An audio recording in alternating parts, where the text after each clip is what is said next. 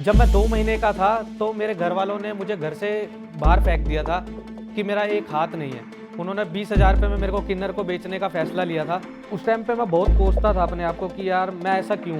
लोग मज़ाक उड़ाते थे कि ये कुछ नहीं कर पाएगा, एक हाथ है तेरा। मेरे को बहुत शर्म आती थी और सोचता था, मन में ये चलता था कि मतलब उस दिन डिसीज़न ले लिया था कि नहीं, कुछ करना है लाइफ़ में।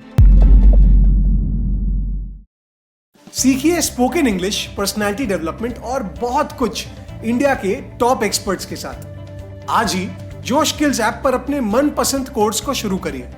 Download the app today. नमस्ते दोस्तों, मेरा नाम तजिंदर मेहरा है। मैं दिल्ली का रहने वाला हूं और बॉडी बिल्डिंग करता हूं, नेशनल प्लेयर हूं। मेरे मम्मी पापा भी दिल्ली में रहते हैं। दोस्तों, मैं बताना चाहूँगा कि जब हम बचपन के बारे में बात करते हैं तो काफ़ी सारी यादें होती है जो ध्यान में आ जाती हैं। जैसे मम्मी का प्यार, पापा के साथ घूमने जाना, पापा का प्यार, उनके साथ क्रिकेट खेलना, बड़े भाई का सपोर्ट। ऐसी ही कुछ मेरी भी यादें हैं, बट वो ऐसी नहीं है। मैं आप लोगों को बताना चाहूँगा। दोस्तों, जब मेरी बुआ मुझे बताते हैं कि जब मैं 2 महीने का था तो मेरे घर वालों ने मुझे घर से बाहर फेंक दिया था कि मेरा एक हाथ नहीं है। मेरा बचपन से हाथ नहीं था और उन्होंने मेरे को घर से फेंक दिया था, घर से बाहर निकाल दिया था कि तू कमा के नहीं खिला पाएगा। उन्होंने 20,000 रुपये में मेरे को किन्नर को बेचने का फैसला लिया था। तो उसी दिन ये लगा लो भगवान की कृपा थी जो मैं आप लोगों के सामने खड़ा हूँ। मेरी बुआ मेरे पापा से मिलने के लिए आए थे उस दिन। तो उन्होंने बताया, उन्होंने देखा कि मेरे को घर से बाहर फेंका हुआ है। तो उन्होंने मेरी मम्मी से पूछा कि इसको बाहर क्यों रखा फेंका हुआ है, बाहर क्यों रखा हुआ है इसको।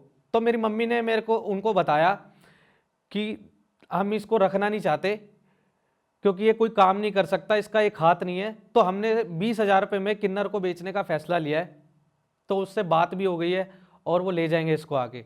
तो मेरी बुआ ने बोला कि नहीं, मैं इसको बेचने नहीं दूंगी, ये मेरा अपना खून है, इसको मैं पालूंगी। तो मेरी बुआ मेरे को लेकर आ गए थे। जब वो मेरे को लेके आए और उनके घर की भी फाइनेंशियल कंडीशन बहुत ख़राब थी, पैसों की बहुत दिक्कत थी। तो उन्होंने मेरे को पाला, गवर्नमेंट स्कूल से पढ़ाई कराई। और गवर्नमेंट स्कूल से पढ़ाई कराई तो मेरा पढ़ने में बिल्कुल मन नहीं था क्योंकि उस टाइम पे ना मैं अपने आप को कोसता था। क्योंकि जो मेरे स्कूल के दोस्त थे ना, वो कोई बाइक से आता था, कोई क्रिकेट खेलता था। और मैं सोचता था कि यार मैं क्यों नहीं कर सकता ऐसे। मैं उनको बोलता था कि मेरे को भी क्रिकेट खेलना है, तो वो मना कर देते कि नहीं, तू नहीं खेल पाएगा। तो उस टाइम पे मैं बहुत कोसता था अपने आप को कि यार मैं ऐसा क्यों? लोग मजाक उड़ाते थे कि ये कुछ नहीं कर पाएगा, एक हाथ है तेरा।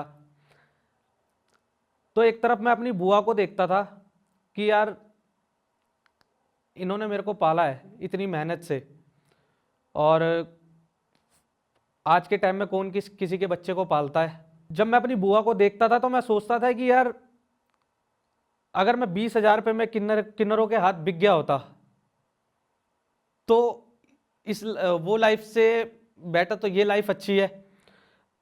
कहाँ होता आज मैं, अगर 20,000 रुपये में किन्नर के हाथ बिक गया होता तो कहाँ होता, क्या कर रहा होता।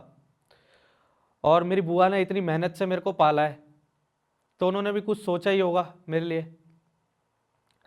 तो फिर मैंने मतलब उस दिन डिसीजन ले लिया था कि नहीं, कुछ करना है लाइफ में। सोच लिया था कि अपनी बुआ के लिए भी कुछ करना है, जो उन्होंने मेरे को पाल पोस के इतना बड़ा करा है। तो इसकी शुरुआत मैंने जिम से करी थी। जिम से करी थी, मगर जिम लाइन में भी मैं जिम नहीं जाता था क्योंकि मेरे को बहुत शर्म आती थी।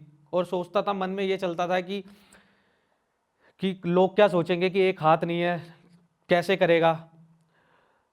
तो मैं अपनी छत पे ही वर्कआउट करता था। काफ़ी टाइम तक मैंने अपनी छत पे ही वर्कआउट किया। जो छेद वाली ईंटें आती हैं, वो डंबल उसमें डंडा फंसा के, तो वो करता था मैं। तो काफ़ी टाइम तक मैं छत पे ही वर्कआउट करता रहा।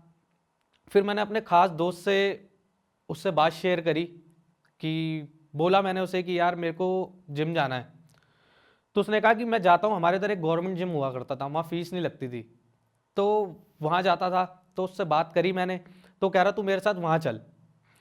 तो मैं गया, पहला दिन था। तो अब मैं सबको देखता था कि यार कैसे कर रहे हैं ये, और शर्म भी आ रही थी कि कोई मुझे बोले ना। टोके ना कोई। तो फिर मैंने अपने दोस्त से बोला कि तू मेरे साथ है ना खड़ा रहियो, ताकि कोई बोले ना, क्योंकि तू आता रहता है यहाँ पे, मैं फर्स्ट टाइम आया हूँ। तो फिर उसके बाद मैंने वर्कआउट डंबल वगैरह जब करने लगता था, डंबल करने लगता था, तो काफ़ी लोग मेरे को देखते थे कि ये कैसे कर रहा है, गलत कर रहा है, सही कर रहा है। तो कई लोग मेरे को मना कर देते थे कि नहीं तू मत कर, तेरे लग जाएगी, चोट लग जाएगी। काफ़ी टाइम तक मैंने गवर्नमेंट जिम ज्वाइन वहीं पे ही करता रहा वर्कआउट में। फिर मैंने सोचा कि अगर मेरे को बॉडी बिल्डिंग में करियर बनाना है, अगर फ्यूचर बनाना है, तो मुझे प्राइवेट जिम ज्वाइन करना पड़ेगा, क्योंकि प्राइवेट जिम ज्वाइन करना पड़ेगा, क्योंकि गवर्नमेंट जिम में कोई सब अपने आप करते हैं, कोई बताता तो था नहीं कोई। तो अब दिक्कत ये थी कि मेरे पास प्राइवेट जिम के लिए पैसे भी नहीं थे। तो फिर मैंने सोचा चलो हिम्मत करके एक बार बात करके देखते हैं, अगर कोई चांस बन जाए। तो मैं फिर वहाँ पे गया जिम में। हमारे यहाँ पी एकेडमी जिम है, जिम के ओनर दिनेश सर से मैं मिला। वहाँ जाके मैंने उनसे बात करी कि मुझे जिम ज्वाइन करना है। तो उन्होंने मेरे को बताया कि ठीक है तुम वर्कआउट करो, देखते हैं। तो मैंने 2 दिन वर्कआउट किया वहाँ पे, 2 दिन वर्कआउट किया। फिर मैंने सर से बात करी फ़ीस के लिए। तो मैंने उनको बता दिया था कि मेरे पास फ़ीस के लिए पैसे नहीं है। मैंने उनसे फ़ीस पूछी तो उन्होंने बोला कि नहीं तू ऐसे ही आ जा, तू फ़ीस मत दियो। तो काफ़ी टाइम तक फिर मैंने वहाँ पे वर्कआउट किया, और उसी बीच मेरे फूफा जी का देहांत हो गया था। घर की काफ़ी सारी जिम्मेदारियाँ थी जो मेरे ऊपर आ गई थी, और बुआ भी मुझ पे डिपेंड थे। फिर काफ़ी दिक्कत होने लगी थी। तो मैंने फिर सर से बात करी अपने कि मुझे जॉब की ज़रूरत है, क्योंकि मेरे साथ ऐसे ऐसे दिक्कत हो रही है, घर में बहुत कंडीशन बहुत ख़राब हो गई है। तो उन्होंने बताया कि मैंने कहा या तो फिर अगर मैं जिम लाइन छोड़ देता हूँ, कोई और जॉब ढूंढ लेता हूँ। तो उन्होंने बोला कि नहीं तू मेरे पास ही जॉब कर ले, मैं जिम में ही तेरे को जॉब पे रख लेता हूँ। तो मैंने कहा ठीक है। यहाँ से फिर मेरा बॉडी बिल्डिंग का जो सफ़र था वो स्टार्ट हुआ। मैं 6 बजे मॉर्निंग में जिम जाता था, चाहे सर्दी हो चाहे गर्मी हो। तो 6 बजे जाता था, और 10 बजे तक मैं वहाँ पे अपना जैसे मेरे को सर बताते थे मैं वैसे करता था, कि किसको कैसे क्या कराना है, जैसा भी होता था मैं कराता था। फिर उसके बाद 10 बजे से 11 बजे तक मैं अपना वर्कआउट करता था। जब मैं वर्कआउट करता था तो मेरे सर है ना मेरे को देखते थे कि यार लड़का मेहनती है। तो उन्होंने मेरे को बोला कि यार नॉर्थ इंडिया कंपटीशन आ रहा है, तू कंपटीशन की तैयारी करेगा। तो मैंने उन्हें बोला कि सर मैं कैसे कर सकता हूँ तैयारी, क्योंकि कंपटीशन में तो ऑलरेडी बहुत पैसा लगता है, मेरे पास पैसे थे नहीं। उन्होंने बोला कि ठीक है मैं सपोर्ट करूँगा, तू मेहनत कर बस। मैंने कहा ठीक है। तो कंपटीशन डाइट के लिए भी बहुत दिक्कत होती थी मेरे को, क्योंकि पैसे नहीं थे मेरे पास। तो उसमें मेरी बुआ ने डाइट में बहुत सपोर्ट करा। वो मेरे को बना के देते थे, जैसे बॉयल्ड एग हो गए, चिकन हो गया। तो ये सब चीज़ें मेरे को जब मैं जिम से घर जाता था वर्कआउट करके, तो मेरी बुआ मेरे लिए बना के रखते थे। जब कंपटीशन पास आया तो मेरे लिए वो पहला कंपटीशन था कि सर ने बनारस जाना था मेरे को नॉर्थ इंडिया खेलने के लिए। तो जब मैं नॉर्थ इंडिया खेलने गया, एक मन में डर भी था कि यार पहला कंपटीशन है, पहली बार स्टेज पे चढ़ना है, कैसा होगा क्या होगा वहाँ पे। अब मैं जब स्टेज पे वहाँ पे जब मैं कंपटीशन खेलने गया, तो वहाँ मेरी नॉर्थ इंडिया में 2nd प्लेस आई। और जब मैं वहाँ से वापस आया, पूरे जोश के साथ वापस आया था, और वो मेरे माइंड में ये था कि अब नहीं रुकना, अब करना है कुछ। और फिर उसके बाद कंपटीशन थे आगे, दिल्ली के भी थे, मिस्टर दिल्ली कंपटीशन था बॉडी बिल्डिंग में। तो अब उसकी तैयारी करनी थी मेरे को। तो मैंने बस ये सोचा था कि अब और मेहनत करनी है मेरे को आगे। मतलब लगातार मैं 2 टाइम मैं मिस्टर दिल्ली रहा, 2 साल लगातार मैं मिस्टर दिल्ली रहा हूँ, और वहाँ पे भी मेरी 2nd प्लेस ही आई थी। दोस्तों मैं आपको बताना चाहता हूँ कि जब आपको अपने सपना पूरा करना है, सपनों को पूरा करना है, कुछ पाना है, तो खुद पे भरोसा होना बहुत ज़रूरी है। और मैंने भी खुद पर भरोसा करा है, तो मैं आज यहाँ पर हूँ। इससे पहले मुझे खुद पर भरोसा नहीं था, तो मैं अपने आप को कोसता था। तो कभी हार नहीं माननी चाहिए। 21st सेंचुरी में हम एक ऐसे मुकाम पर पहुंच गए हैं जहां हमारी डिग्री और कॉलेज से ज्यादा मैटर करती है हमारी skills, communication skills, soft skills, internet skills, जो हमें करियर में आगे बढ़ने में हेल्प करती है। अनफॉर्चुनेटली ये स्किल्स हमें स्कूल में या फिर कॉलेज में नहीं सिखाए जाते। जाहिर सी बात है कि हमें ये स्किल्स कहीं से तो सीखनी होंगी, ये स्किल सीखना कोई बड़ी बात नहीं है, चाहिए हमें सिर्फ सही गाइडेंस, डायरेक्शन और फीडबैक इन्हें इंप्रूव करने का।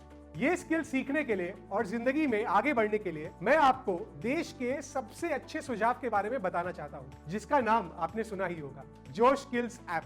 ये ऐप आपको कैसे हेल्प करेगा? जोश स्किल्स का हर एक कोर्स डिजाइन है आपको जिंदगी में आगे बढ़ाने के लिए। चलिए स्पोकन इंग्लिश की ही बात कर लेते हैं। रोजाना इस कोर्स में आपको मिलेंगे video lessons, quizzes, practices and face to face दूसरे स्टूडेंट्स के साथ बात करने का मौका। आप क्या सही बोलते हैं और क्या गलत, हर एक चीज पर आपको फीडबैक भी दिया जाएगा। और तो और लर्निंग को मजेदार बनाने के लिए आपको पॉइंट्स भी मिलेंगे और टॉप स्कोरर्स को हमारे तरफ से अवार्ड्स मिलेंगे। इससे बेहतर लर्निंग क्या हो सकती है? सिर्फ यही नहीं, हमने इस ऐप को बदलकर एक ब्रांड न्यू लुक और फील दिया है, ताकि आपकी लर्निंग और भी इफेक्टिव हो और आप अपनी जिंदगी में आगे बढ़ पाए।